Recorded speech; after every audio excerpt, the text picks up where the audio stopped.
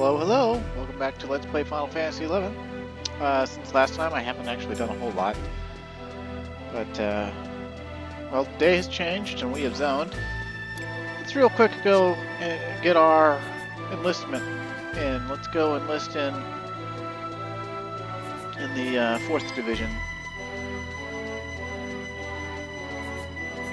I think Bastok has 12 divisions total. San Dioria has like the Iron Ram Knights, the Golden Steed Knights, the Rainbow Unicorn Sexy Bitch Knights, you know, like all that sort of stuff. And I think Windurst has like the Cobra unit, the Mongoose unit, like, you know, it's all named after like animals and stuff. Right, like, yeah. And then Bastok is just numbers, so.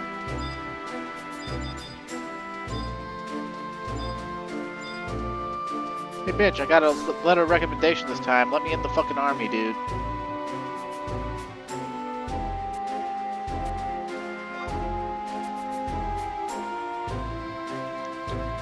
Deliver battle rations, huh?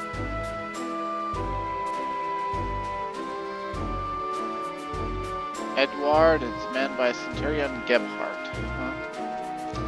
Well, I believe that means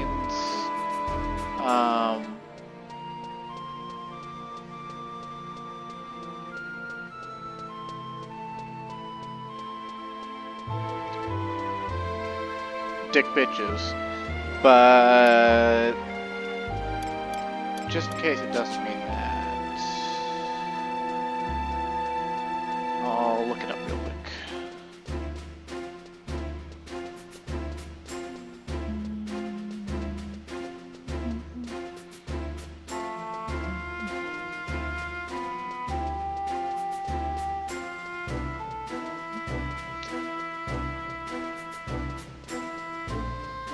Okay, so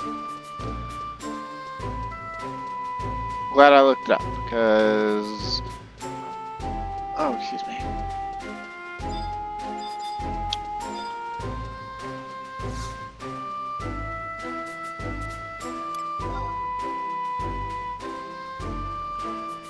Go to Republic's Supply Causeway. Pardon me while I take a drink of apple juice.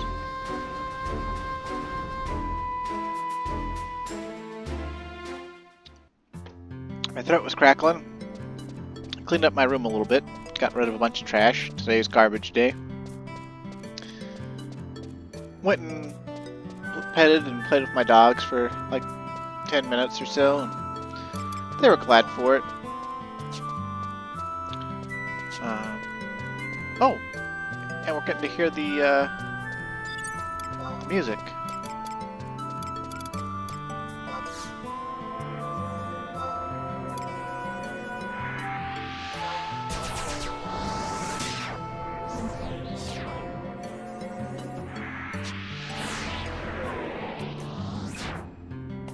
That is a big-ass moon.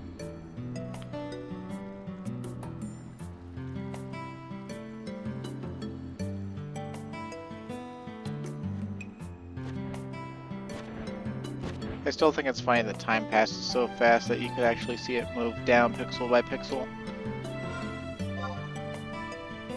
Yeah, we actually need to go up on Zegum Hill. There's a fortification up there, and that's where we gotta go.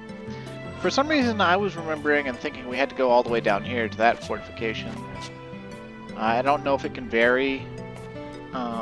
According to this page, we just need to... Oh, okay. Okay, I see why I remember that. We have to go talk to the guy up here first, and then we have to go all the way down there. Whatever. So...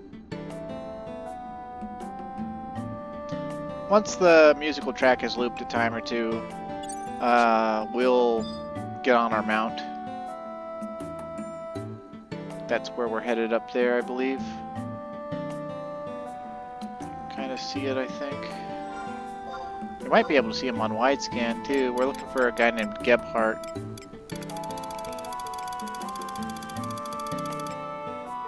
Again, we might not be able to see him on widescan. Goblin Franc-Tireur. It's apparently in the level 50s. Huh. Imagine how cruel it would have been if they had, like, put level 50 monsters in the starting zones.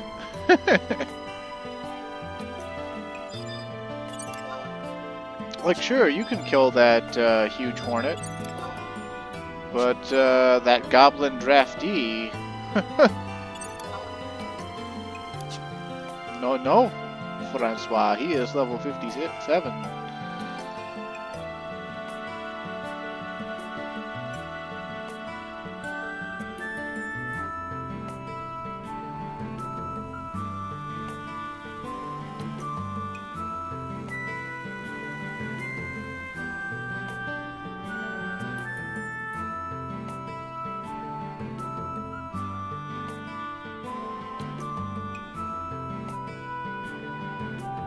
God, this music is so nostalgic to me that, like, I'm, like, starting to think I must have something wrong with me.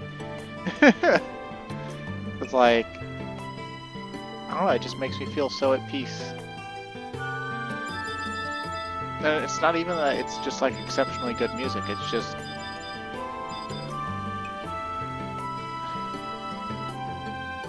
I mean, it's pretty good, I just...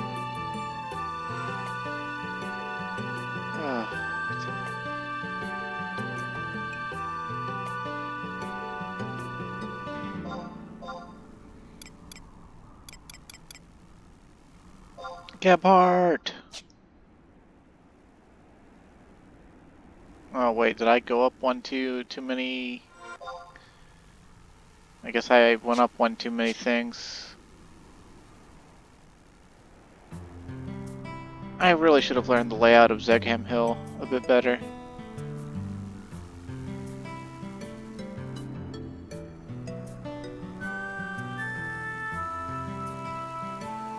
What do you think of the music in Gustavsburg S?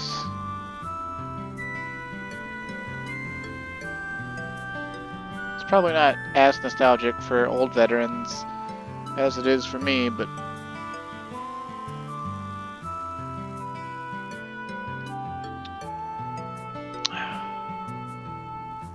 I don't know what the player base was like when Wings to the Goddess was new. I don't know exactly how many people were playing or still playing, or if too many people had given up by then. Because the level 75 era is not just remembered with rose-tinted glasses. It went on for a long enough time early in the game's history that depending on when you quit the game in the level 75 era, it would color what you remember about it distinctly. Something I found hilarious, well, not really hilarious, and I mentioned it before already, but Pro Jared's review video of 11, he says at the end, you know, this is the most I ever played 11. His playtime was like 11 days, 16 hours, something or other. And let's see if we can't find our playtime here. I thought it was like branched off from current time. Maybe it's... okay, there it is. Playtime. 20 days, 1 hour, 7 minutes, 31 seconds. So we've played almost twice as long as Pro Jared has. On retail, mind you. I don't know if he kept playing off camera or not. But he reviewed the base game of 11, and he didn't even review its story in his review. Because he didn't even get past its initial precepts, you know. Which I can't really fault him for, but like at the same time, it just surprised me. Like, he seemed to think rather highly of 11, but he didn't even beat the Shadow Lord. And I mean, he didn't start, you know, like every other North American, he started playing at the time when Rise of the Zillert was already introduced, and, you know, like, I just don't fully understand. I don't fully comprehend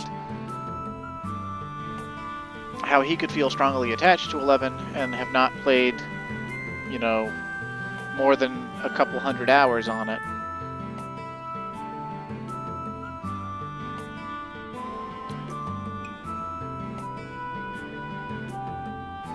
Like, from the looks of things, he didn't even get to the level 50 cap and break his first Genkai. Like, he didn't talk about that at all.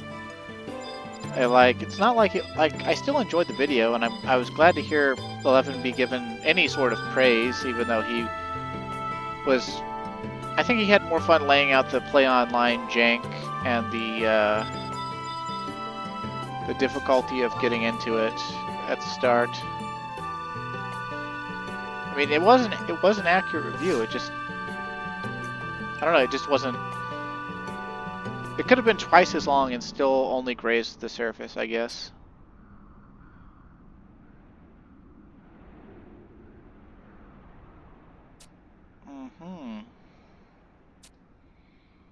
Benedict Watchtower, huh?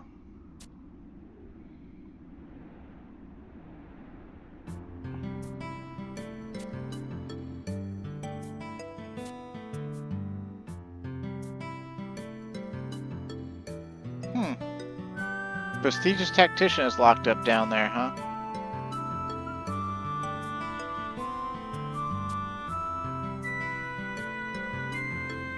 Decurion Roderick. Okay. Well, I've listened to the nostalgic music enough. Let's hop on our Iron Giant and get going. We got artifact armor to get after all. We're a crackhead. We got chocolate. We got crack to smoke, chocolate to eat. But yeah, now we got to go all the way down there. That's why I remember going all the way down there. I'm glad I didn't go with my first gut reaction, because my gut reaction when getting the quest was like, oh yeah, Gebhardt's going to be all the way down there. And it probably said in the text that he was on like Zegum Hill or something.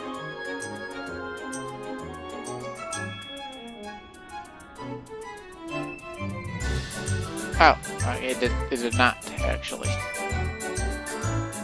But, oh well. Oop. Even though it's 20 years in the past, this bridge is still the same. Or relatively the same, anyway. I don't believe we can actually go to Palbora Mines.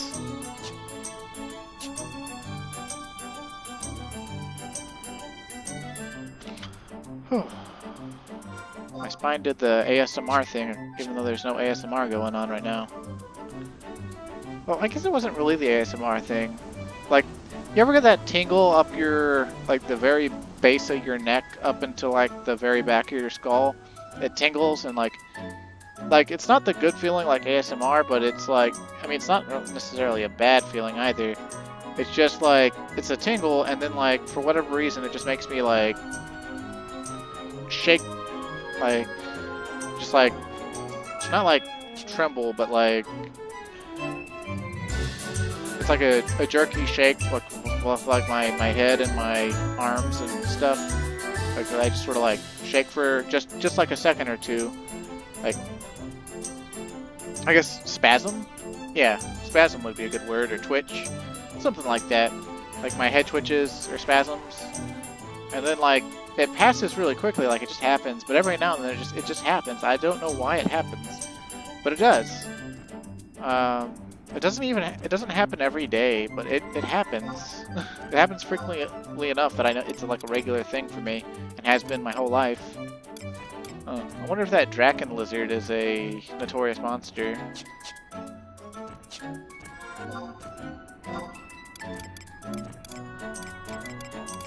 No, okay, it's just, maybe they're added in or something. They're like level 90 monsters or something.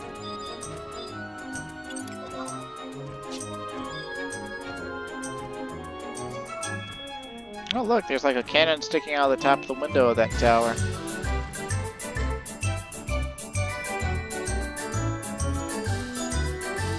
Jagged Onyx. Okay, but where is,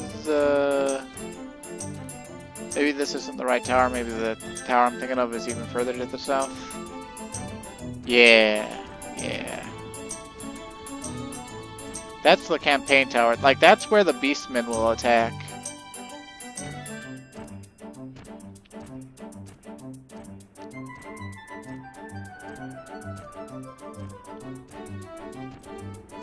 Like, I think they can attack in other places too. But, they have set locations they attack, and whenever a campaign battle starts, little targetable things will pop up called fortifications. They attack the fortifications, and your goal is to stop them from doing that. Alright, Roderick. God, it's another phase 4 Hume. Glad I chose the calm wind phase.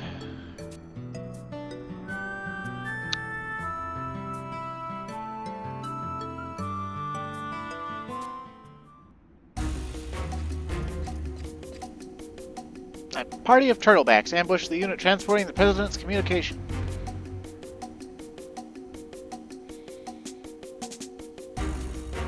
Uh-oh. Turtleback stronghold to the northeast, huh?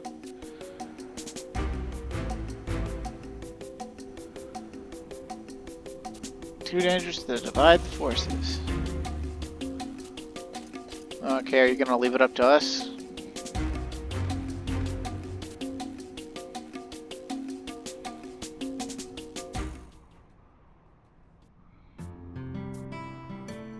Okay, so what do I gotta do now? Because I don't remember.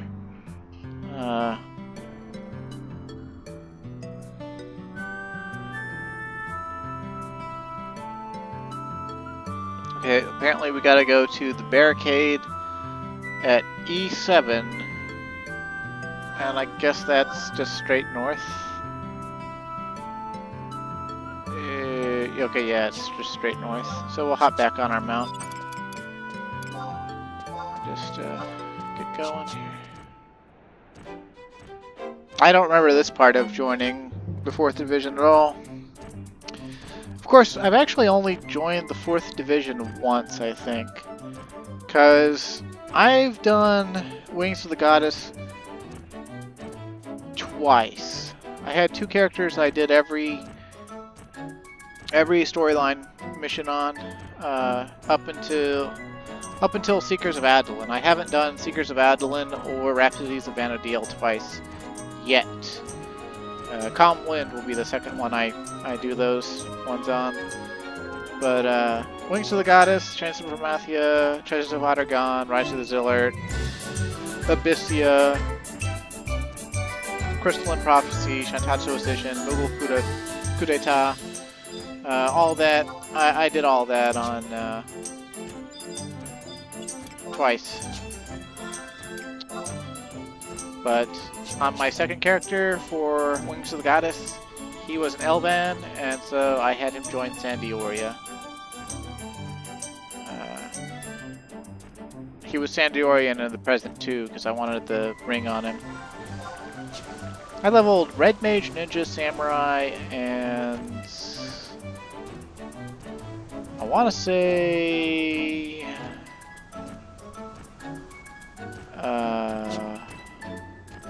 Blue Mage, yeah, on him. I learned all the Blue Mage spells up to level 99 twice, including the Unbridled Learning ones. Although later on there would be more spells, and so even though they said there wouldn't be, which really ticked me off. Made Blue Mage mains happy, but for me, I was like, how dare you? Don't you know how much time I spent learning these spells?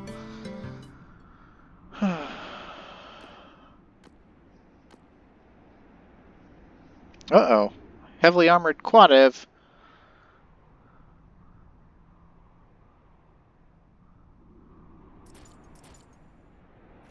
Why is he running away? I don't...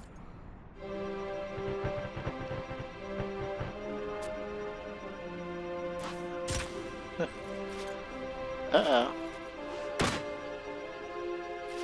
Zazarg, huh? Wasn't that one of the Serpent Generals?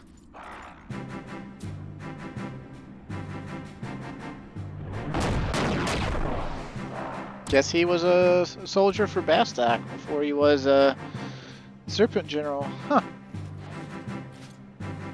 Makes sense. The Galka's homeland is, you know, the Altepa Island, so, you know.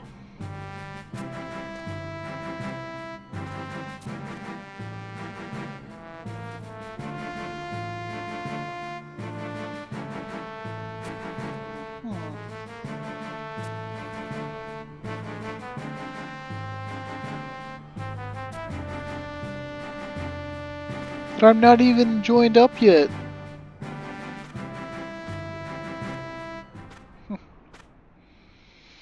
It's funny, you'll meet those 4 soldiers that were on the chocobos riding behind him in Treasures of Adargan if you do his quest. Each of the Serpent Generals has like a quest associated with them.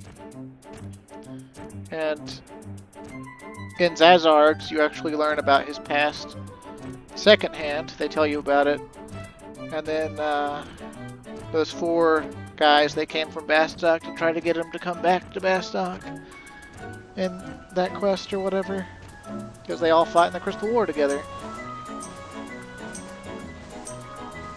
And it's funny because they seem young, but, you know, like this is 20 years prior to the present day in the game, so they can't be that young. They gotta be in their 30s or 40s at least. You know?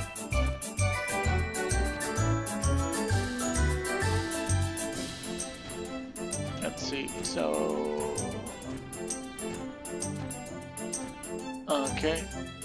And... now we can just go back to Adelbrecht because we did what he wanted us to do. But apparently there's some optional dialogue we can get from the Dooflotchet back here at the southern tower, and I think that I just want to get it because just to make sure that we've done this. 'Cause I'm super tired right now and I'm not thinking so straight. And I think I've read some lines twice, but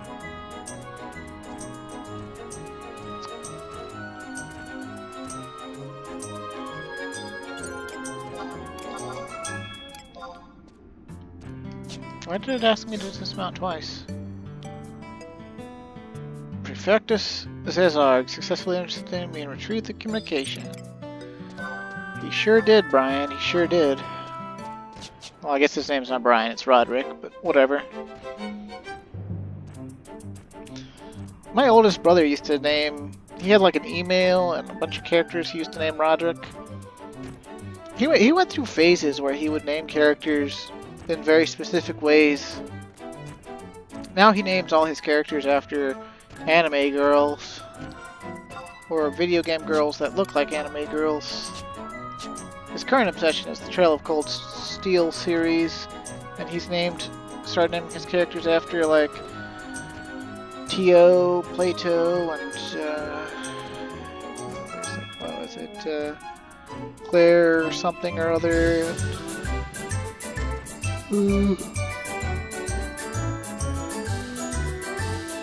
I don't know the Trails of Cold Steel characters very well. I assume that the character names he used to use when we were kids was like character names out of like the Wheel of Time or something. But for quite a few years he had named his main characters Roderick. Not spelled like that. It was spelled like I think it was just Rod and Rick. But it might have been spelled like that except dropping the H. I don't know. And then occasionally, if he wanted to be named the character, he'd name the character after himself. But his first name is on paper on his certificate is spelled with a C, starting it off. But he decided to spell it with a K. I guess because he liked K better than C. I don't know really the rationale. He did. my name being Alex, I don't really have a choice what my name starts with, so. And then Carl. Right. Does that count as doxing my brother? Eh, whatever. He's on Twitter. He's probably already been scoped out by the government. Of course, I'm on Twitter too, so because of him. Ah! Don't use Twitter. It's you get some laughs out of it, but it's not a good place.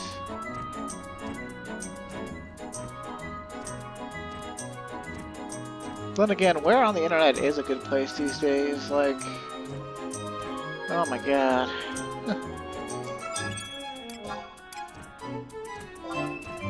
People say that people have always been assholes on the internet, but like, it was a different type of asshole in the old days. It was like, in the old days, people were just blatantly assholes. Like, yeah, they'd say stuff like, go kill yourself, or, you know, eat shit and die, and, you know, like, they could be complete shitters, mainly due to being mostly anonymous. And nowadays, like, people's real lives are intertwined, but nowadays, if someone's an asshole to you, right, like, they insult your physical appearance, they insult your name, they insult your family, they tell you they're gonna dox you, they, like, go and look through your entire history of, you know, your social media, because, like, it's all cataloged and archived. Like, it's not, you know, it's not like in the old days, basically, people used to say, you know, go fuck yourself, right? And argue and be mean and stuff. And, like, you could still dox people in the old days and shit. Somehow. But, you know, I don't know the exact mechanisms. But it was a lot less common. And, like, you didn't know what people looked like. More often than not, you didn't know people's real names. Like, it was good. It was good. The way it was. And then social media came along. Fucked it all up.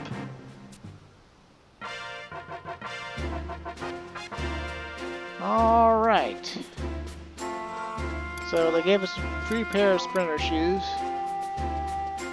They increase movement speed. You have to use them though. But they're very nice. And you can buy them later with allied notes once you save some up. And once you save up some allied notes, Narcissa here, she can teleport you to the front line. Yeah, you can, I guess you can teleport to any zone you've actually been to. I guess you don't have to have done a campaign battle, but it's any you have to have visited the zone. So that's the whole thing.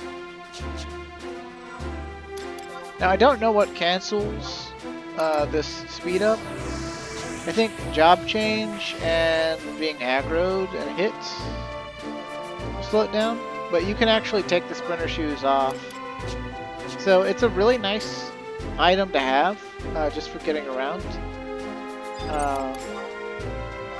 Because the Kupo Power one, where you rest to get the same effect, it doesn't work outside of the present day Midlands areas, which is the original game areas, and Rise of the Zilart, Chance of Chromathia areas. So, yeah.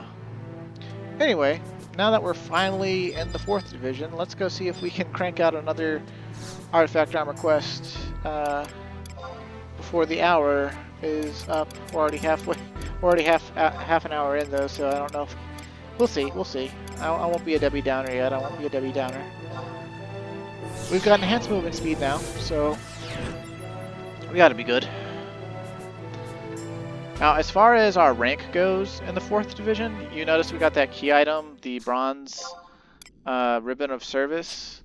Basically, there's like 4 ranks per badge type. It starts with ribbons, then it goes to, I think,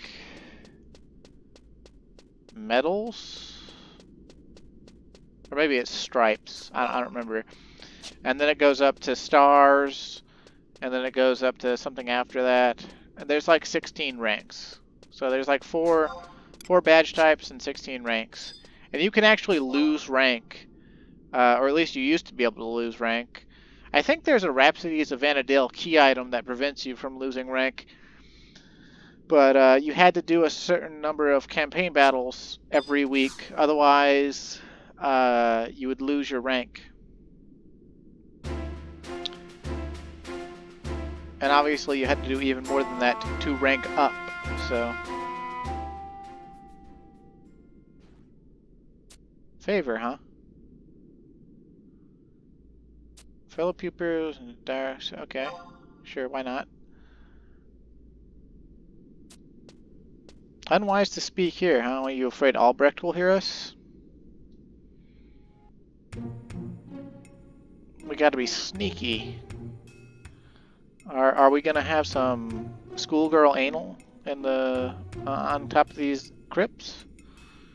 Perhaps you have heard, but the educated and wise mages of the Allied forces have been disappearing as of late. Were it from the field of battle, perhaps it would not seem so suspicious. In many cases, however, it is happening right at our very own bases and encampments. It can no longer be thought of as isolated incidents, nor is it the plight of Bastok alone. We have received reports of the same nature from both Sandioria and Windurst. At first we assumed they were merely deserters fleeing in these times of crisis, yet the numbers are far too great to maintain that theory, and many of those gone missing would have no reason to do so under normal circumstances. Of course, investigation by the three nations is ongoing, but the Allied forces were formed such a short time ago, and are still in their nascent stages. Nascent is like the beginning. At this point, we lack the rudimentary organization even to allow for effective exchange of information. That is why we scholars were selected by the Alliance that share in the burden of communication. The multinational scholastic network we already have in place far surpasses that of the armies. Officer Edelheid... Oh god, excuse me, sorry. Oh god, sorry. Officer Edelheid has appointed me to head up the investigations here in Bastok. Other such officials have been designated abroad as well. In Sandioria, the Royal Army has appointed Machu Diao, or Machudiao, or Machudio? Fucking French names, dude. In Windurst, it is Finn Lacrifel, and Durfland Lena, for Araganu Nalkuku, and on the Norvalen front, it is Albrecht who is in charge, with whom you are already acquainted.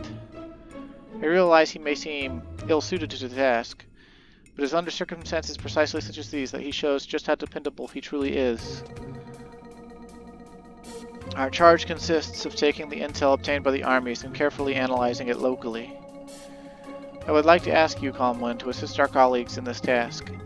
There is currently a council being planned for all of the leaders in the near future. We will convene in order to share our collected information and hopefully bring about a swift end to this ongoing tragedy. The council will be held in Sandioria. Unfortunately, I have other pressing matters and will be unable to attend.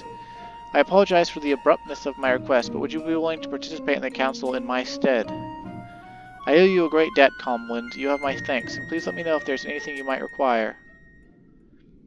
Well, since we're here, if you've got like 5 minutes, the anal on top of the crypt? Eh? Eh? Eh? What do you mean you're gonna peg me? Oh no! But anyway. Yeah, so I think we can take we gotta go to Sandioria now. And we need to do that anyway, because that's where most of the cutscenes for Wings of the Gods take place anywho. And even if it wasn't the place where the majority of them take place, at least one of them takes place there, so we'd have to go there eventually anyway. That's also where a lot of the Dancer Artifact Armor quests are going to be happening as well. So we might as well go all the way to, again, the Norvalen front. And now Battalion Downs. I believe this will put us at the zone line to Jugger Forest. And once we go into the Jugger Forest, I don't remember exactly how to go through it. I will be jumping on my mount. But basically, it's kind of the same deal as going through Pashal Marshlands. Instead of going down and going like we would go through Lathane Plateau, Lathane Plateau is not available, so we have to go to the Munkurl Inlet, which I really don't remember where the zone line for it is.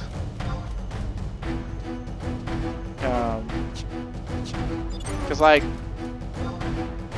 in the present day, there's actually a zone we haven't been to that's connected to the Jugger Forest. That's a Chains of Abyssia zone called Carpenter's Landing. And Carpenter's Landing is actually kind of like off to either side, sort of. I think the bookmark helps us here, down where the Cavernous Maw is, as if we were going to go to Devoy. But I can't fully remember what the topography changes are, and where the Orcish barricades are. Because there's Orcish barricades that get in our way in the past year. And also all the river crossings are slightly different, I believe. And it's just overall very annoying. So, we'll see what we can do. Oh man. All this talking is like, I guess, filling my stomach up with air. And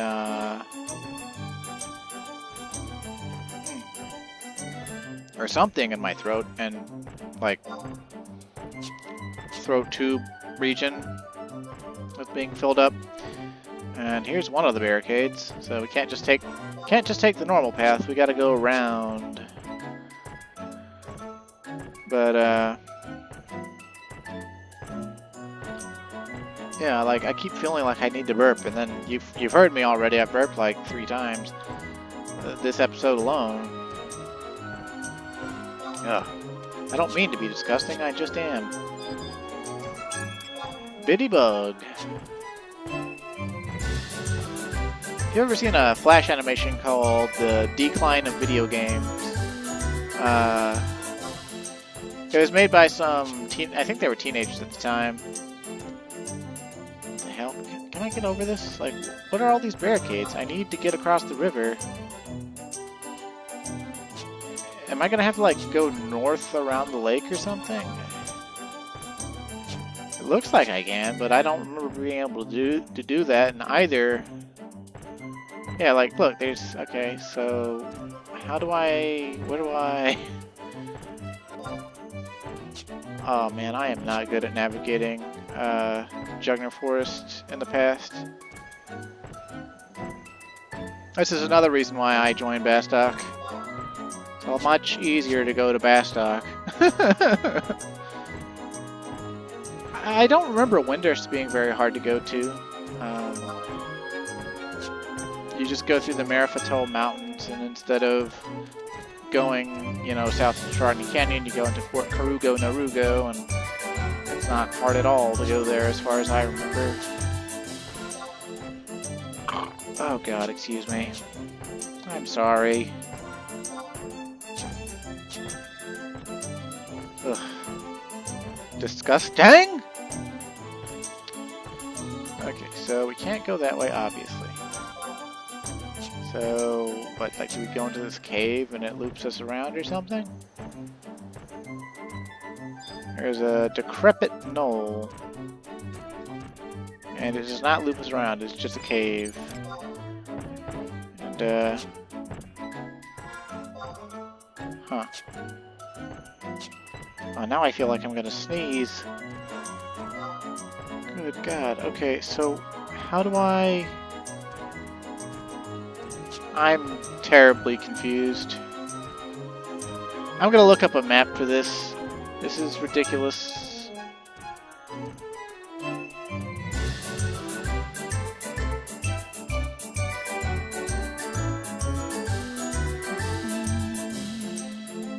Diddle-a-doo-doo.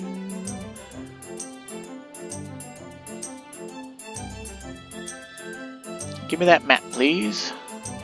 Fortunately, unlike looking for coffers, there's just the one map. So, and it should be labeled.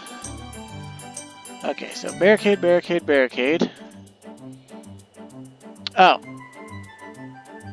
Okay then. That book is not a context clue. That was going to be the next thing I tried, but... Man, it has been entirely too long since I tried to go to Sandoria in the past. Of course, it's kind of like what I said earlier. This is another one of the expansions where teleportation became more common. And just being able to teleport from your chosen army nation to any zone that you'd been to before in the past kind of let you bypass all this ridiculousness after the first time you'd visited a nation. Because well, you couldn't teleport directly to the other nations, but you could teleport to the adjacent zone. So like East Ron Forest and stuff, right? Like once you had been there, once you had the teleportation and the allied notes, you just didn't have to worry about getting around anymore and remembering the barricade layouts unless you had to do something in the zones.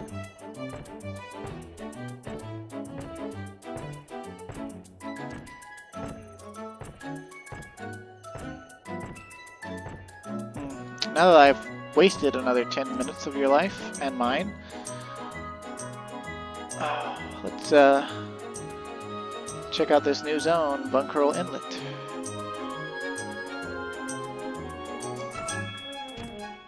This one and Grauberg they share almost equal brain space for me, even though this one's map is way more janky.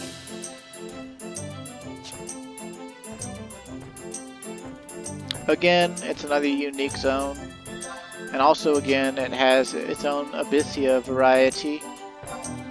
And because of the Abyssia variety of it, I kind of remember how to get around it, sort of, because that was only 10 years ago now, or actually, let's see, Abyssia Bunkerl was early 2010, I think. Here's that sound again. I guess there's thunder weather, but is the... Man, what is that up with that sound? Okay, so that's... Yeah, so you got like these one-way ridges. Alright, like we won't be able to go up this way. You can only come north this way. It's the same way in Abyssia as well. Kind of annoying, but it kind of forces you to go the long way and see the zone. Although this zone of the three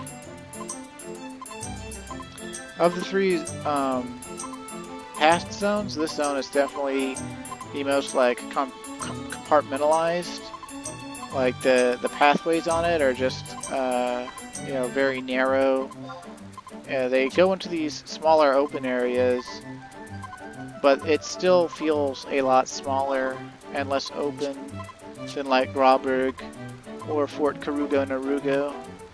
Although Fort Karugo Narugo, I don't fully remember.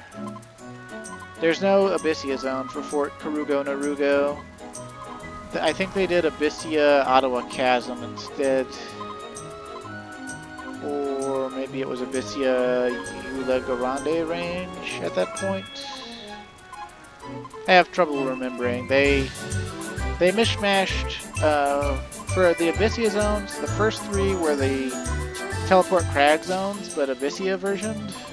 So there's no teleport crags, and the sky was red, and there's a bunch of deadly level, you know, like 88 to 95, you know, monsters everywhere, and notorious monsters that were like level 98 or something, and all that sort of stuff.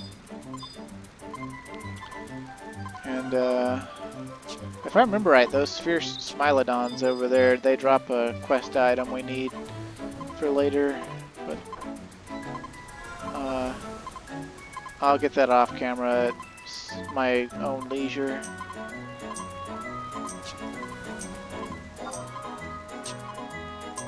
I'm not sure which zone for Jugger Forest to use. I'm just going to go for that one that has the book beside it first, because we can get the book. I don't think there's anything that's going to stop us from doing that. I could be wrong, but I don't think there is. Yeah, the sad thing is I can tell you more about the Abyssia version of this zone than I can tell you about the actual version of this zone. When I say the actual version, I just mean the version, you know, that created the zone, right? Like, Abyssia was the second time they reused assets. They reused entire zones, making a separate instance of the zone, where all they did was change the sky to be a constant, you know, eerie red, and changed what monsters were inside of the zone as well. So that's all that's different between the two of them. And then obviously the Abyssia zone has its own unique Abyssian mechanics because it's supposed to be an alternate world, and there's all this different unique stuff in it. But yeah, the storylines don't give you very many reasons to come to Vunkerl Inlet, as far as I remember. I think you wind up going to Grobrig the most. I can only remember one quest taking me to Fort Karugo Narugo, so my memory's probably just shit, but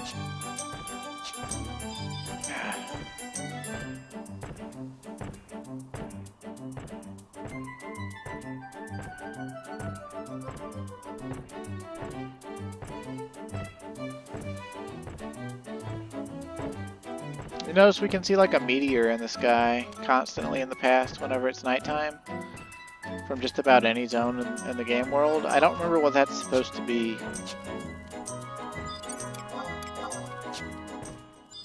I think it's supposed to be some sort of comet, but I don't remember like what the story behind it is. And let me get back on the mount because I freaking hate campaign battle music. Like, it sounds cool at first, it really does. Like, when Wings of the Gods came out and a campaign battle happened for the first time, I was freaking out. I was like, what's this crazy, you know, awesome, serious, you know, like, music? I'm getting amped up. And, like, the first, like, 10 to 20 times I did campaign battle, like, oh yeah. Like, I was, like, turned on by the music and stuff. But eventually I did so many campaign battles. I did campaign battles for years. And like, my second job to level 75, I actually leveled it from like level 64 to about level 72 or level 73.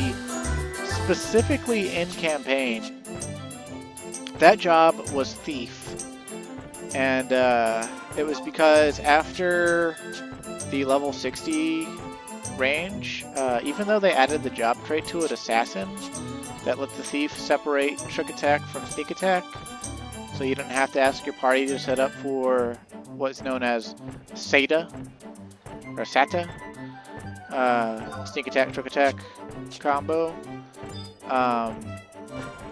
You know, basically it required that another party member that's not the main tank provoke the pull, and then the main tank stands behind the monster, the Thief runs up behind the main tank, does Sneak Attack, Trick Attack, and does a critical hit that's like 8 times normal damage or something like that. So like, it's really strong, but the setup annoys most people because you have to do it every minute.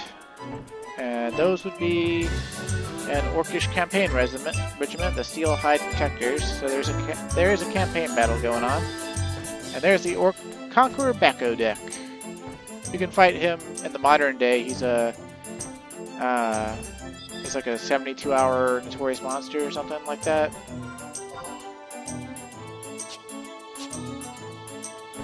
Kind of annoying, really.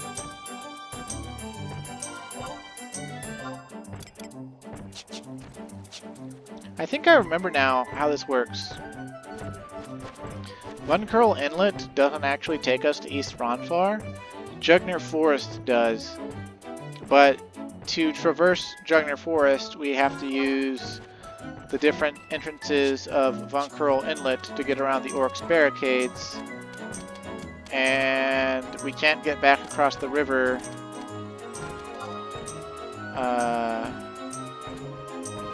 here because there's no actual bridge. There's just the rocks, and they're one way. So what we got to do is we got to go as far south as possible and see if we can cross the river. I don't think that we can. I think we're going to have to go back into Bunkerl Inlet and go down south and zone out way south and cross the river down south. So I think if we just try to walk there, we're going to hit another barricade. And you can probably feel my frustration, right? Like, all we've been doing this video is, well, the first half hour we got into, we got our, we got signed up for campaign. But, this last half hour we've been doing, like, we've just been traveling. And I've been dopey trying to figure out how to get across the zone here. Yeah, so we can't cross there either. So what we gotta do is we gotta go back into Bunkerl Inlet, and then Bunkerl Inlet is gonna have us come out probably out of the south portion. Yeah, it's gonna have us come out on the other side of the river, on the very south, at the Tisseret River is what's gonna happen. So I don't even know why the second portion of Bunkerl Inlet let you go into Jugger there, then on the wrong side of the river. Man, that's annoying.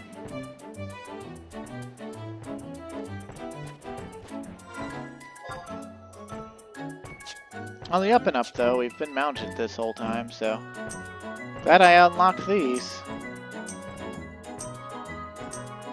But apologies for the time waste, I suppose. Oh look, it's a Degen, or whatever. They're a type of bomb. I don't remember what's exactly different about them. I think, rather than being ice or fire, they're darkness, I believe. And I think they have, like, regen on Dark Day. And, like, thunder... I think thunder causes normal bombs to have an increased risk of self-destruct. I think thunder might heal the Degen, even though they're darkness elemental.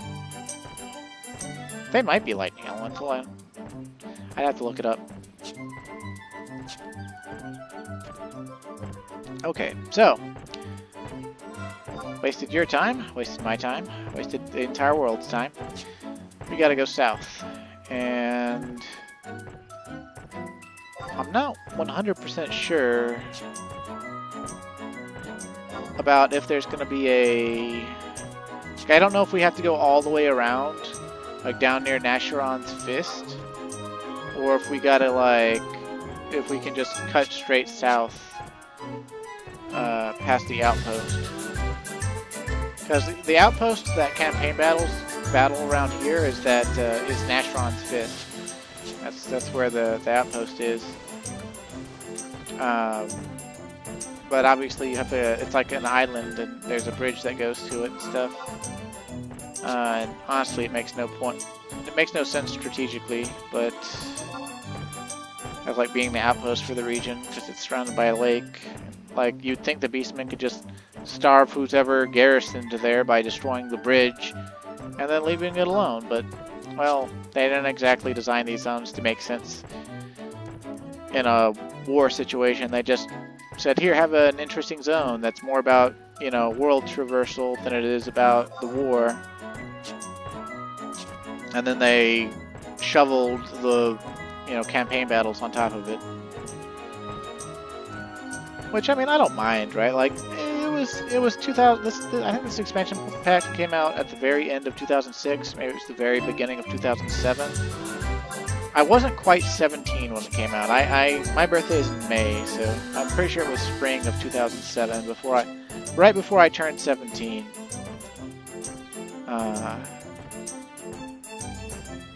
Of course, it might have been fall of 2007. I might have already been 17. All I remember at the time is we had a family friend named Claire who's 2 years older than me. She actually dated my older brother for a while. But, like, this was, towards, like, the middle end upper end of puberty, right? Like I was like 16 or 17. I was going girl crazy, and Claire is fucking hot. So like I was just like Facebook had just come into, you know, MySpace and stuff had just come in. I was like saving her picture everywhere on my computer, and like, you know, jerking off to her pictures and stuff, and like just going absolutely crazy. And it was super embarrassing though, because like her and my brother were actually like actively like they started dating again or whatever, like because they had the hots for one another, and it was understandable. Like he's 4 years older than me, so he's 2 years older than her, and girls have that whole thing, that whole psychological thing where like if a guy's older than them, he's like instantly more attractive. I don't really understand it personally, but it's a thing. So it was kind of funny. Like I wasn't like jealous, but like I was a little jealous. I was like sort of low-key hoping that they weren't going to work out. In the very end, they wound up not working out. But by the time they like broke up or whatever, my little crush was like over with. Like I didn't like. It's not that I stopped thinking Claire was hot. I thought Claire was hot for like a long time. It's just, you know, it's kind of like a write-off, you know, basically. It's like, well, I probably shouldn't try to hone in on, you know, she's actively interested in my brother. I should probably just, like, not even think about it, pursue other ladies, if I can even, like, pursue ladies. But, you know, like, I've always been super nerdy, so, like, it took me a long time to actually, like, man up and just, like, make the first move on women that I was interested in.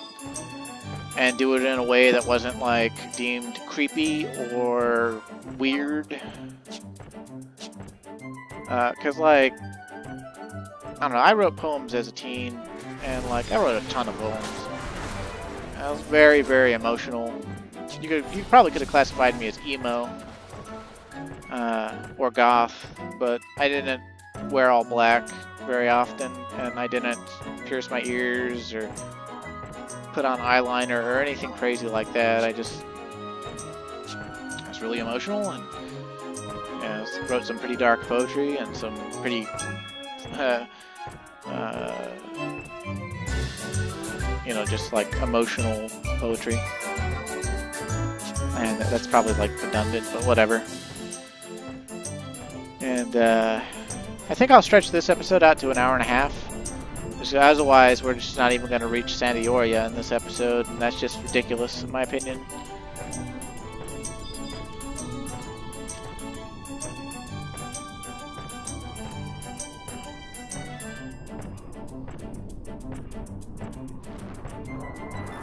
Cool thing is we're laying the groundwork for Dancer. The Dancer artifact quests will go much faster because we'll just be able to zip around using teleports.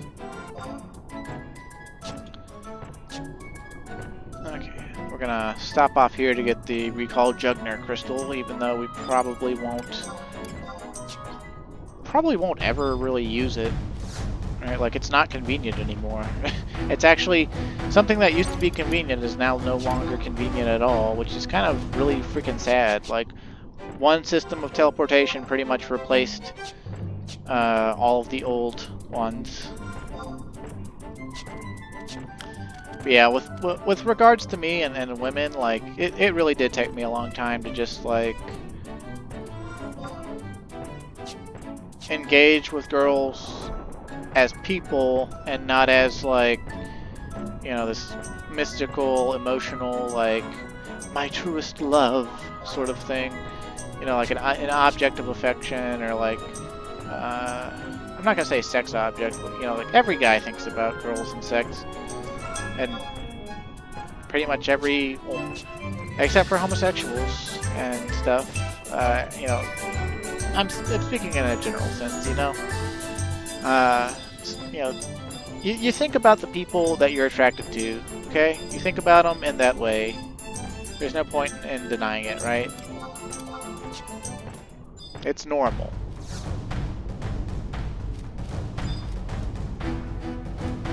they just used the book to teleport. That'll be would have been a useful book.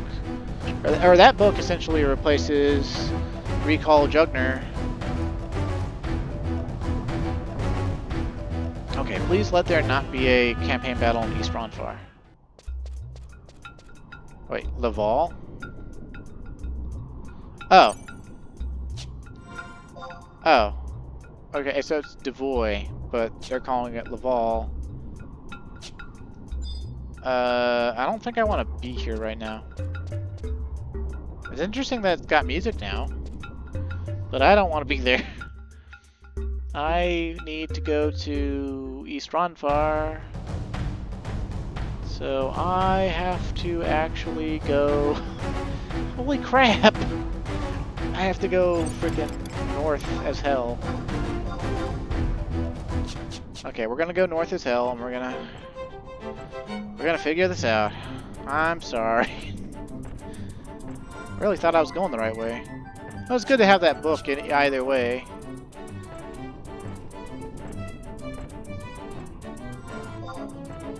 But yeah.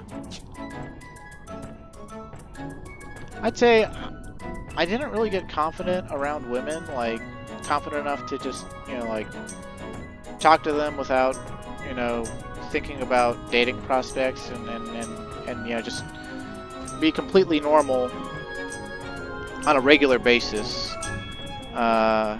Even with women I was attracted to until I was like, I want to say until I was like 23 or 24. It took a long time. Before that, I had friends. You know, I had friends. They were girls. I took a girl to prom, or correction, a girl took me to prom in high school. My friend Erin, she took me to prom. I said, a girl named Ashley, who was like really crazy about me, but I wasn't attracted to at all, asked me to go to prom with her. And she said, you know, not as like boyfriend or girlfriend or anything, just, you know, just like, I need someone to go to prom with. And I said, you know, I'm not going to prom. Because, like, I'd never been to any of the school dances. I live in the southern United States, and I don't know if this is the same all over the states or not, but all throughout middle school and all throughout high school, there was, like, a dance or two every year. Like, there was, like, a fall dance, sometimes a winter dance, a spring dance, and then usually a dance like right before the summer. You know, like on a Friday evening usually, like you go and like there's music for a couple hours, and if you got a date you dance with them, and if you don't, then you don't. And I think it's up around near Maiden Spring in the past year, or it might be up somewhere else. But there's some gnolls you can fight that are specifically like level 76 or 77, and they will stand on their hind legs sometimes. And you can learn a blue magic spell called Asher and Claws from them that I believe has I want to say a fusion skill chain property. I could be remembering wrong though. It might be just like liquefaction, detonation, or something weird like that. It's been forever. It's not a very good spell either, despite being introduced in this expansion. I think it's like level 70 though, so we would have access to using it even without doing our Genkai. We just have to come here and learn it.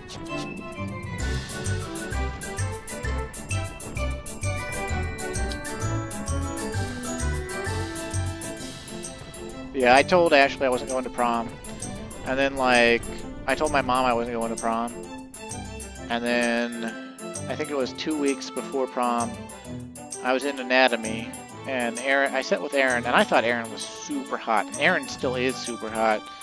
Of course, she's married and I'm taken, so it's, yeah, it's really like, and she lives in Florida and I don't, so kind of whatever. But she used to let me like hug her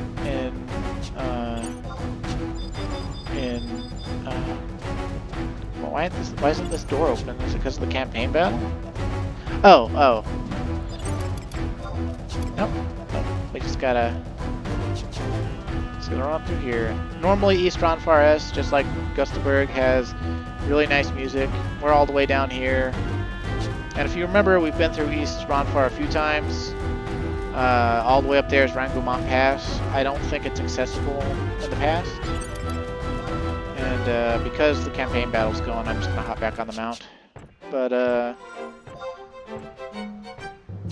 you know, hop up there, get that Cavernous Maw, and then hop into San Dioria for these Scholar quests. We might get a Wings of the Goddess mission thing happen when we go through this Cavernous Maw. I'm not 100% sure I'm remembering things correctly, but let's see. But yeah, so prom story, right? So I'm sitting there in Anatomy hugging on Erin and thinking that she's just ridiculously hot, and she's laughing at me per usual, just enjoying the fact that, like, you know, this guy thinks she's hot and isn't afraid to touch her, and she's being completely upfront and saying that she's a lesbian. Because at the time, she thought she was gay, and now she's married and has like 2 kids. So she's either bisexual or not gay. But whatever, you know. People learn things about themselves and try to, you know, feel and do what they think is right at the time. Anyway, so she says, you know, so who are you going to prom with? And, you know, oh, I'm not going to prom. She's like, you're not going to prom? She's like, that's insulting. I can't, you know, like, I want to go to prom, and I can't go with, you know, my girlfriend, and you're not going to prom, and people have asked you to go to prom, and you're not going to prom? And I was like, well, no, I'm not going to prom. And she's like, well, you're going to prom, and you're going with me. And I was like, what? And she said, you're going to prom, you're going with me, you're going to dance once with Ashley, and you know, you're going to have a good time, and you're not going to regret this. And I said, okay, I'll see if I'll go, I guess, if I can get a tux in time. You know, it's like 2 weeks away. And so I went home, and I told my mom what happened. And I was like, hey, this girl is, you know, like, saying she's gonna chop my balls off if I don't go to prom with her. And Mom laughed and said, you know, you want to go rent a tux? I was like, can we? I mean, like, it's so close. Like, you don't think they'll be, like, sold out, right? She's like, I know a few places. And so she took me out. We rented a tux. And so then I gave Erin the good news. And a couple weeks later, I drove out. Well, I got ready. I shaved all nice and neat.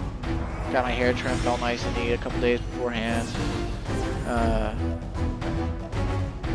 Shaved my incessantly growing mustache hair off, and managed to nick my the skin right above my upper lip. But I got the bleeding to stop before I had to go. Hopped in my car with the corsage that I was going to pin on Erin that matched her dress color, and met her and her dad at this church, and she hopped in my car and we drove on to school and we went to prom together. And we danced a couple dances together, and then I danced once with Ashley, and we got like group photos with these other girls who didn't have dates, including my really good friend Linda. I had a really good, well, I consider a good friend, Linda, who in school was not attractive to me at all. It was one of the reasons I could talk to her so easily. We weren't like the best of friends during high school, but we met each other, we knew each other, and then the college I wound up going to wound up being the same college as her, and so we got to know each other a little better in college. And Linda is just a fantastic person, like, she's amazing. And she's kind of cute. Knowing someone definitely makes a difference in your level of attraction to them, I feel. But like, even during college, I couldn't even imagine dating Linda. I was like, by then, I thought of her as too good of a person and myself as too shitty of a person.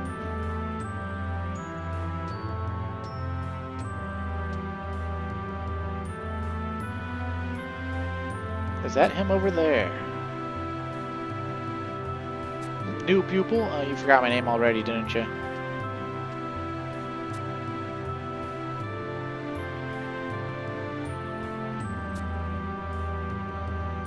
So we've got all the different races here, except for Galka and Demithras. We got an Elven Scholar, 2 Humes, a Tarutaru.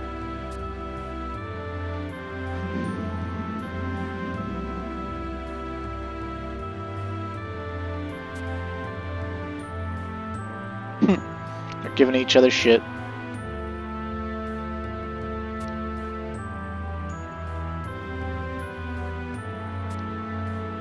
Finn, huh? Maybe Finn is a Mithra.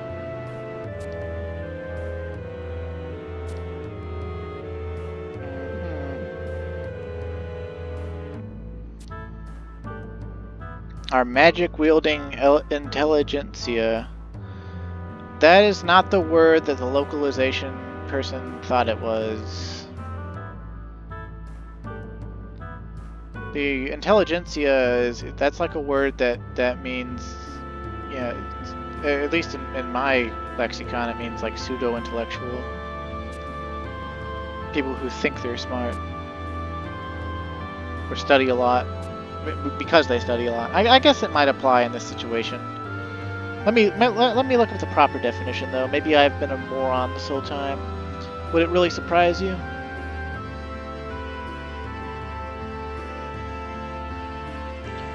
Intelligentsia. Intellectuals considered as a group or class, especially as a cultural, social, or political elite. Okay, so yeah, I did have the definition wrong. But, I mean, if you think that your intelligence makes you like a social class, then you really are a pretentious asshole, probably.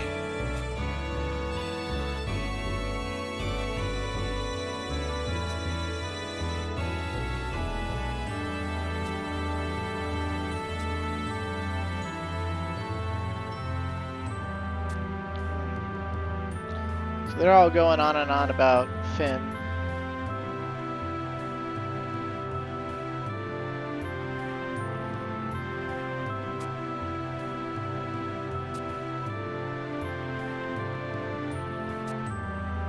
Okay, so we're gonna go look for Finn, huh?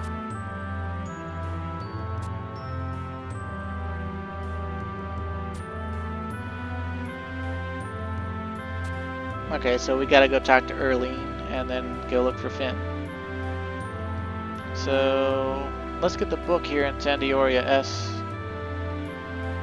first. Wherever it might be.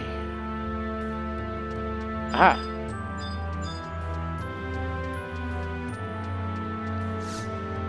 I also really like the music here in Sandioria S. It's a lot better than the modern day theme, in my opinion.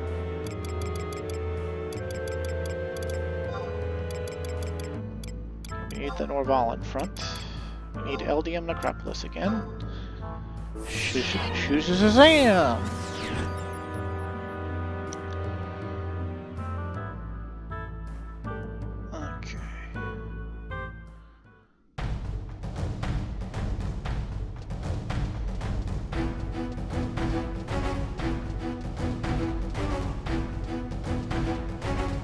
Alrighty then. Let's get it going.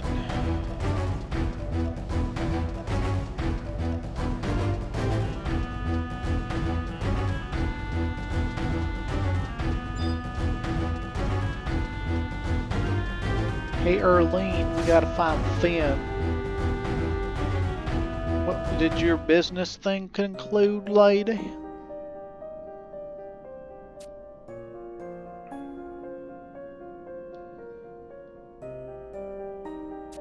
She sure has.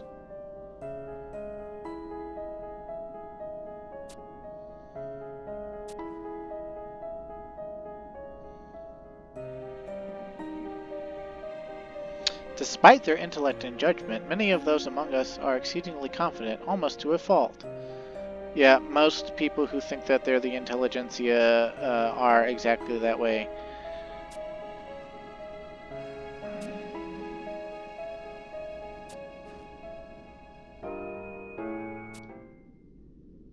Pro tip, anyone who refers to themselves as part of an elite class or aristocracy of any sort, you know, any sort of group that places you above the common person is probably a total dickbag. Even if it's true, right? Like, even if, you know, like, they're part of the rich elite, you know, like, can do anything because they have a ton of money. Like, that's like, as, you know, social class, yeah. Like, even if it's true, you know, you don't gotta be a dick about it. Let's see. I think at this point, it would probably be just as fast to just go ahead and zone out here, because we gotta go to Saramogu Champagne, and there's, you remember how the Juno zones are lined up, right? They're all adjacent to one another, and we just have to zone to zone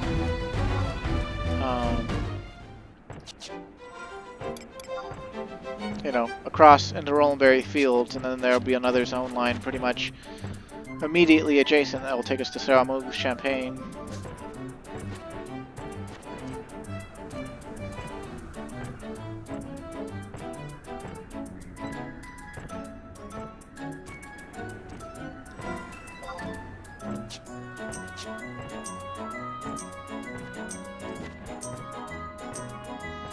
Now, as far as most of the artifact armor goes, we're gonna get 2 pieces from the quests, I believe. I think we're gonna get the hat and probably the shoes, I'd imagine. I'd have to look it up. But I think we get the hat.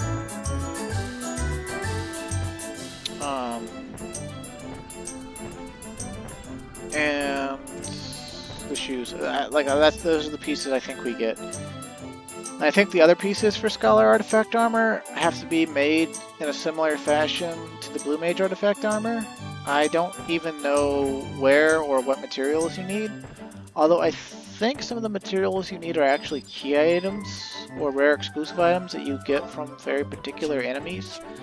So I'll have to look that up, because the idea was to make it like, you know, Blue Mage or Corsair, you know, get it away from coffer keys and all that nonsense, and put it on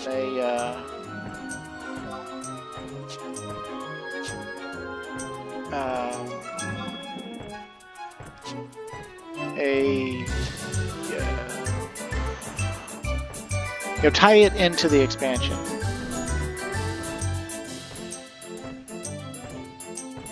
But I don't think it involves monetary items. I could be wrong, but just looking at the list of items, like, offhand, like, I don't recognize any of those items.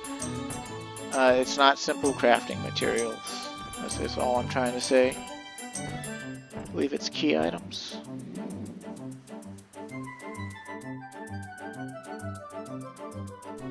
Of course, there might just be more quests. I don't know. It might all come from questing. But I don't think that it does. Pretty sure these follow the rules of...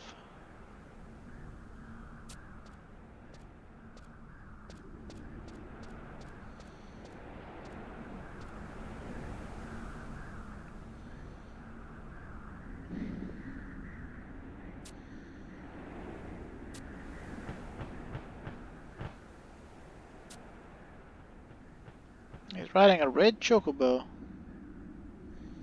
Red chocobo and battle armor, too. Must be his personal chocobo.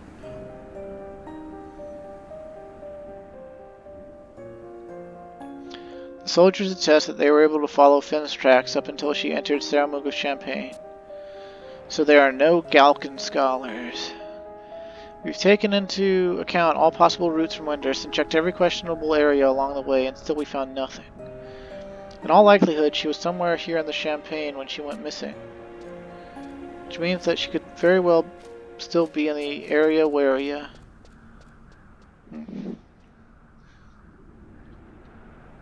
I thought champagne was a type of wine, but it must also be some sort of land formation, right? If an area is named it, right? Champagne, noun, level open country, plain, obsolete, battlefield. Okay, so wrong kind of champagne.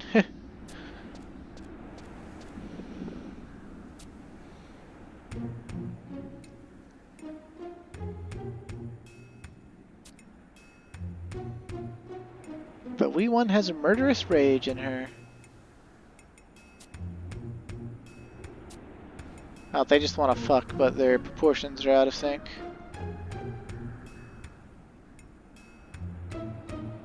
I'm not sure what we're supposed to say, so I'll try squashing it.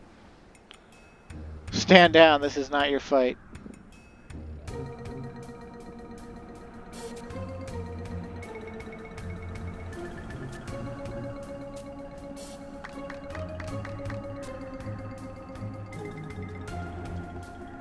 Something tells me that Albrecht wants in Lena's pants.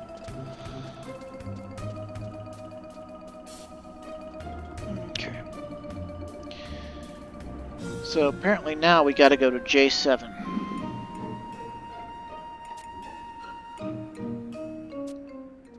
Lady, this is Final Fantasy XI. I don't assume I'm safe even in my Moogle house.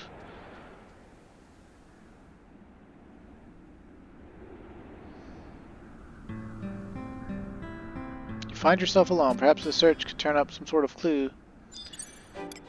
Okay, so we're still on our mount, because of course we are. And we gotta go to the J7. So we basically just gotta go straight east. We also want to hope that no weather comes about, because apparently the thing we gotta touch won't be there if there's weather. Suppose, according to this guide anyway. I don't know if it's true, but we'll see. Also, is it just me, or is the Cermet spine of the crystalline, does it look a bit brighter? Like, I think there's less chunks missing out of it or something.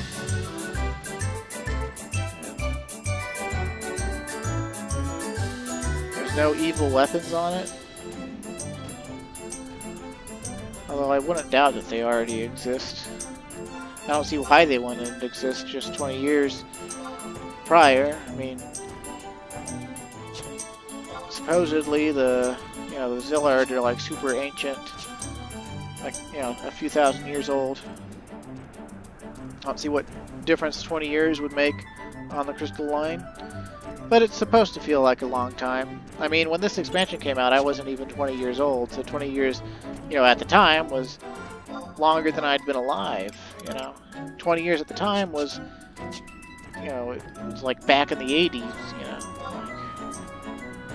like something I couldn't imagine. Or at least not completely imagine anyway. Okay, so we're looking again for indescript markings. And it says J7. Targetable location, J7. So we're at J7. It says there can't be weather. But it doesn't give any other hint than that. Wait, oh.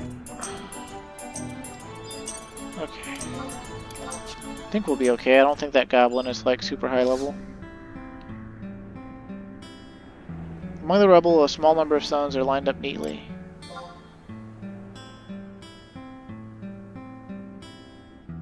Look at some cacti here.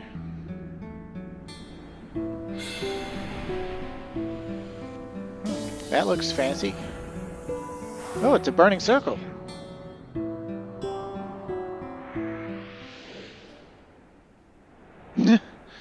Well, what have we gotten ourselves into now?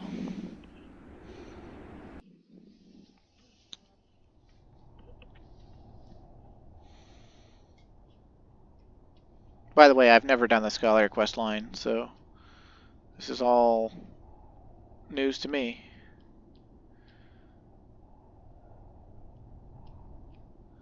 Huh. Are we underground? Or somewhere else with the sky black?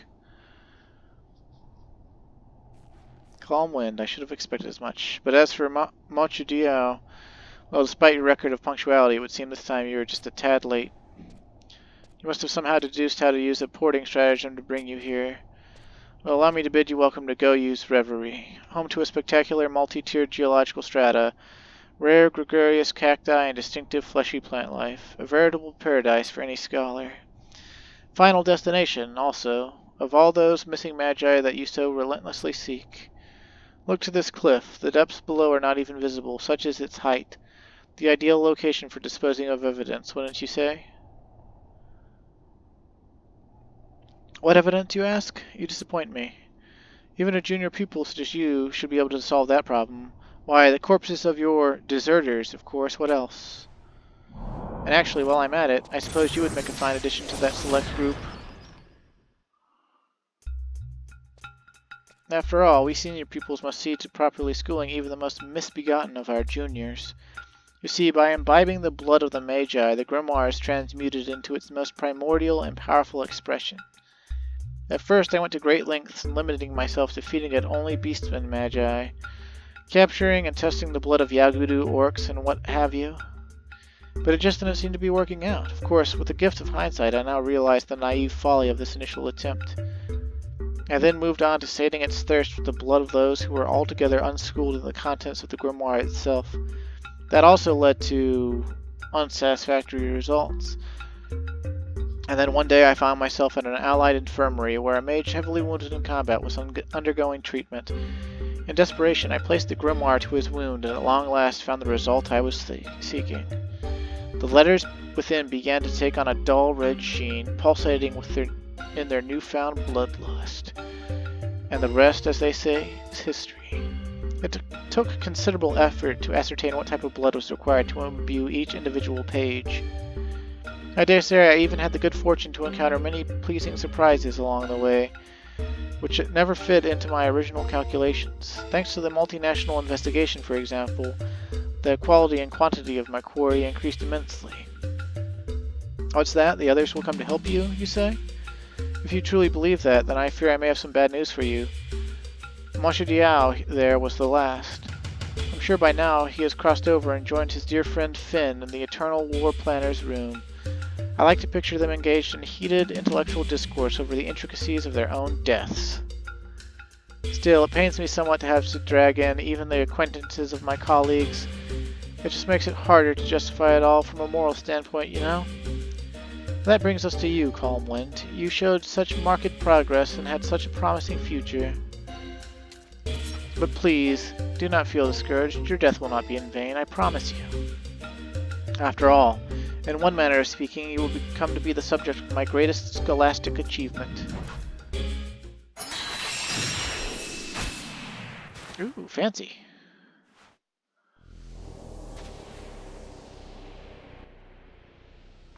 What was that?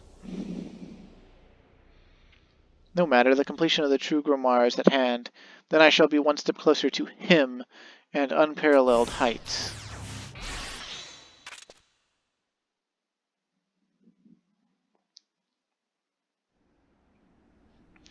Well, so they introduced an entire cast of scholars, and then had us... Oh, it is high enough to aggro me.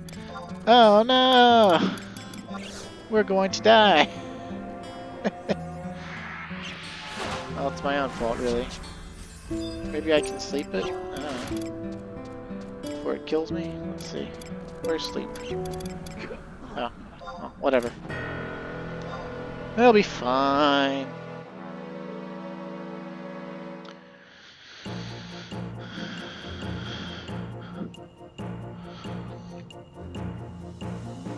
Okay.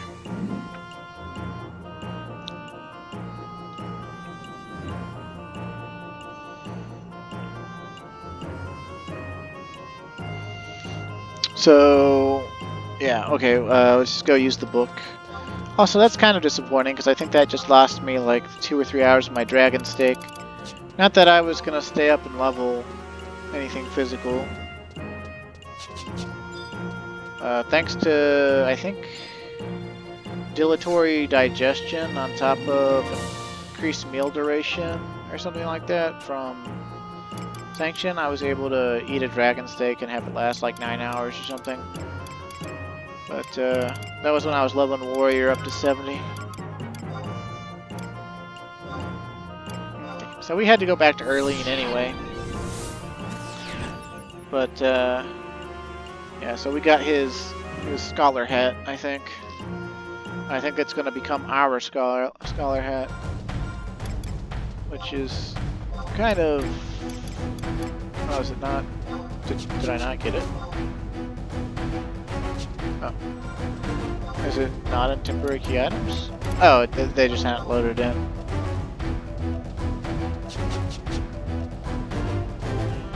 Ah, but we lost our quickening effect. No, we hit the hour-and-a-half mark.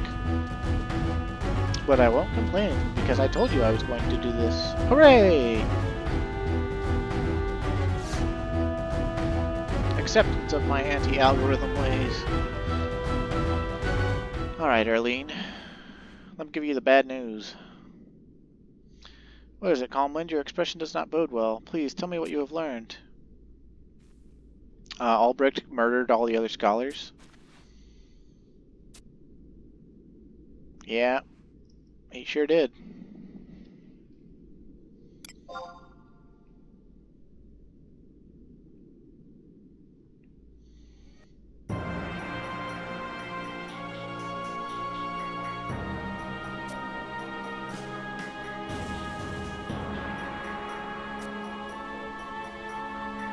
Oh, she's like sad because like I guess they were friends or something.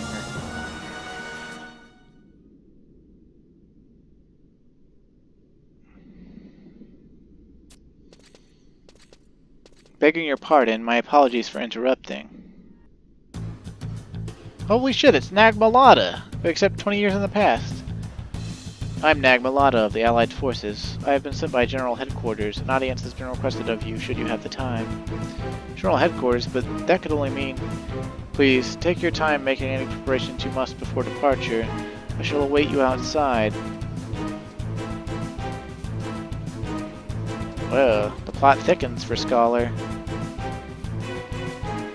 Oh, bracers? Okay. Oh, those look pretty good.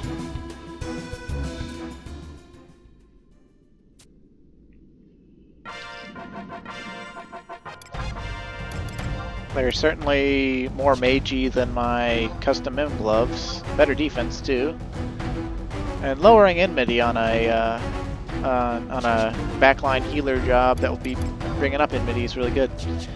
Anyway, to do the next artifact questline for Scholar, we'd have to wait till the next game day, and also zone, and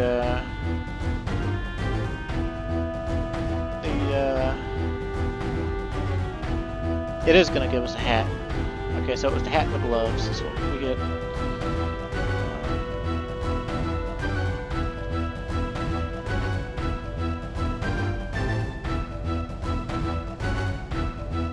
But now we can also go to Bastok Market S.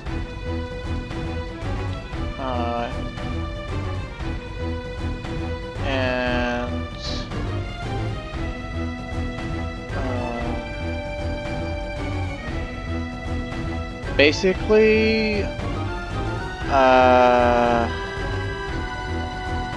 it involves going around to each of the zones to get those key items I was talking about. And they gotta be obtained from indescript markings during specific weather. So I guess, like, I don't know. I'll show you the NPC that we gotta get him from. He's in Bastok. Because despite all appearances, scholars are most heavily related to Bastok. That's what the Nicholas quest was supposed to show you. It's Nicholas being able to discover that Schultz cloned himself, or not cloned himself, cloaked himself. And let's see, where is this guy? After finishing the quest's downward helix, you may commission Scholar Artifact Armor from Lucaire. He's at G10. We're at G4, so we gotta go all the way south I guess he's going to be on the bridge between Culottes and okay, whatever. We'll get there. We'll get there. But yeah, this Scholar quest line's turning out to be pretty interesting too. I'm quite pleasantly surprised. Although I guess I shouldn't be too surprised. A video I watched recently, the Final Fantasy XI Iceberg Explained. They claimed that the actual true story behind Final Fantasy XI revolves around Schultz and his demon shadow.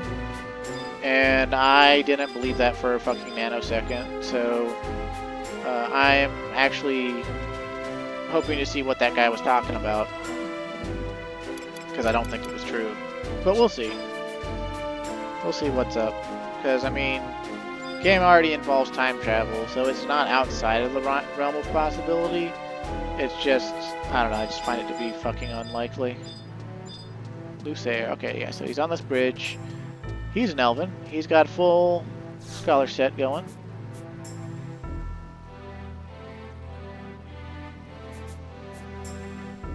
Now, whatever shall I do? The deadline for my discourse draws near, and I have yet to even gather the proper materials. Greetings, may I help you? Ah, pupil at the Schultz School, I see. Well, nice to know that not all the other scholars are dead. In which case, may I be so bold as to inquire why you are dressed in such a manner? You should do well to consider the reputation of your school and fellow students before donning such garb in public. Actually, would you perhaps be interested in obtaining some proper attire for yourself? It just so happens that I have quite some influence in such matters. I regret, however, that I cannot offer up my services entirely free of charge. I am sure in the course of your studies you have become familiar with the give and take school of economics. It is decided then, I shall procure the garments for you. In return, I would ask that you assist me with my current assignment. I say assignment, but I'm sure you it is no significant charge. Simply one of those trivial and menial tasks which form the underpinnings of our beloved scholasticism. No, it wouldn't be cheating, I assure you. There are no rules governing methods of acquisition. It's just that given the ever-worsening state of affairs with the ongoing war and all, this assignment has become considerably more difficult when the senior pupils were required to complete it. There's just as the old texts teach us, and as the professor always says, 100 victories is as many battles does not a sage make. He who gains victory without confrontation is the true sage. Okay, sure.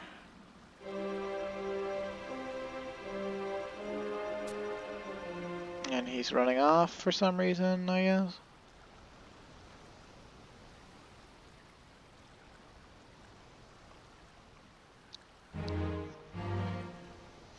Man, like, Scholar is just full of encampment dreams. Let's go for the gown, because it's the body, I guess. Here. Well, I guess maybe we can look at him. So the gown has 1 intelligence and enhances dark arts. On second thought, what about the pants? What are those? It enhances light arts and just gives MP. On second thought, how about Scholar's loafers? So basically fast cast if we've got one of our arts on, I guess. So I'm gonna get the gown first. Just because the next quest is going to give us our headpiece. So they'll go together, you know. But so he asked for these key items. Sample of Grauberg shirt and a pasty dung. And according to this, we have to go get the indescript markings from Pashon Marshlands and Grauberg. We saw the indescript markings in Grauberg earlier. The issue, however, is one, they're up near those Ajataras, it looks like. But the other problem is, apparently these markings, this time around, rather than being no weather, they only appear during certain weather. So, in order to get Grauberg's shirt, we need for it to have wind weather or lightning weather in Grauberg. And if the weather ends while we're on our way to the markings, then we get nothing. We lose. Good day, sir. So it's going to actually take me a while to get it. Probably. Like, I don't know the rate at which Grauberg gets lightning or wind weather. I assume it's pretty frequently. But, you know, it's wind weather in this game is something that, you know, doesn't, it's not, it's not consistent, doesn't happen all the time, and varies wildly. So, oh look, it's wind weather right now. But will we actually get to the place we gotta go? Because remember, that's over at D8, and again, it's near the frickin' Ajataras. So, you know, I guess I'll try. But, like, I'm probably fucked.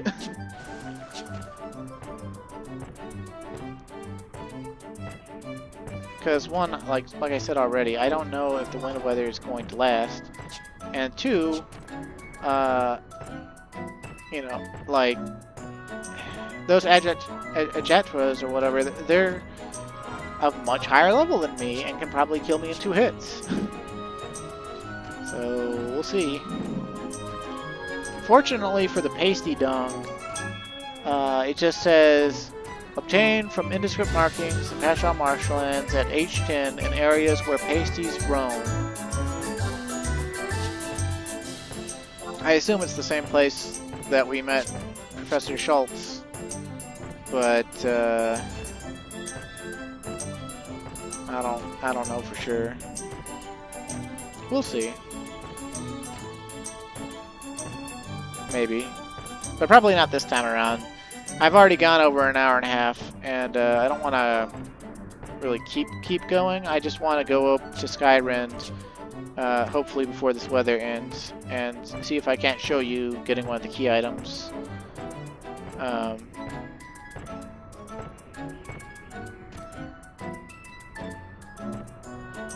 Because I think, fortunately, this means I can gather the key items, and then I'll...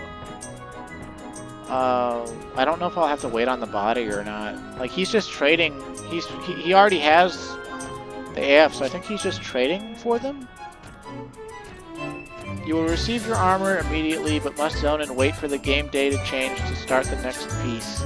Son of a bitch! So, I probably won't be showing getting the Scholar armor, in the Let's Play as far as the body, shoes, and pants go, just because, this is gonna be annoying. But, I think you get the idea, right? Like, it's just go to the markings during the weather and get the thing and give it to the guy, and he'll probably say something funny.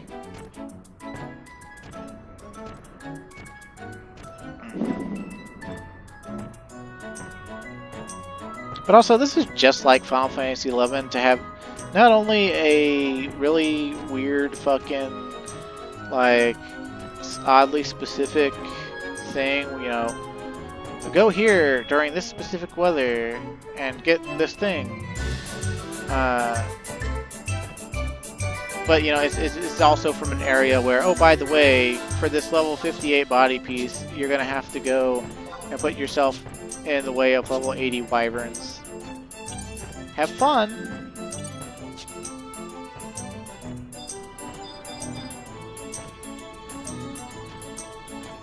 All I can say is I'm really thankful for having mounts.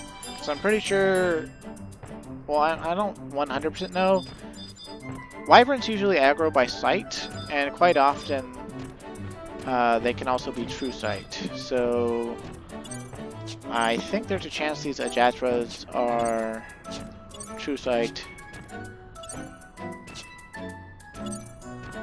But we can't be invisible to touch the indescript markings anyway. So, like, you know, it's just one of those things, like,